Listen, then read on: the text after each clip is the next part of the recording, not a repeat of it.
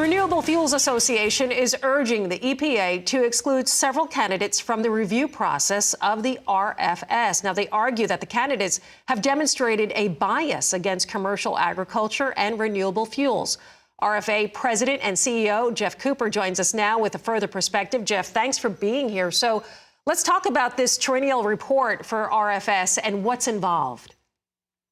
Well, thanks for having me this morning, Suzanne. And you're right. Every 3 years, EPA is required by law to conduct an analysis of the environmental impacts of the renewable fuel standard and to look at what impacts biofuels like ethanol are having on the environment. And so they prepare a draft study, and then they assemble a peer review committee of 9 people to evaluate their analysis and provide feedback and input. And so EPA recently announced 20 candidates for its peer review committee, and they've made that list public and asked for comment on those candidates, and then based on that, they'll choose those final 9 panel members.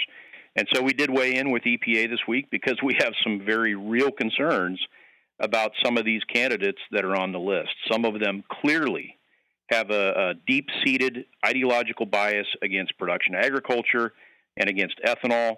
Their studies in the past, their theories on ethanol that they have voiced in the past have been rejected by the larger scientific community, and there's just no way that they could be considered impartial or objective or fair. I mean, these are the people that cooked up the indirect land use change theory and said ethanol here in the U.S. is somehow causing deforestation in the Amazon.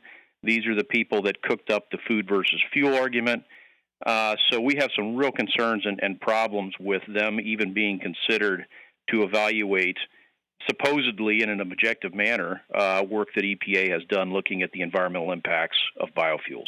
So, Jeff, when you see the EPA picks the 20 candidates, obviously you guys can weigh in. Now, having done this in the past, does it kind of sway who gets to look at these reviews and these reports?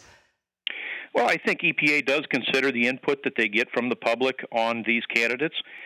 We know in the past, as I said, this is the 3rd time they've done this study, and in the past, they have taken seriously some of the input they've gotten from the public, and I think that has led to, it has informed some of the decisions they've made about who ultimately gets placed on these panels. So we're hopeful they pay attention to our comments and truly try to select those candidates that are coming into this peer review with an open mind and people that don't have an axe to grind.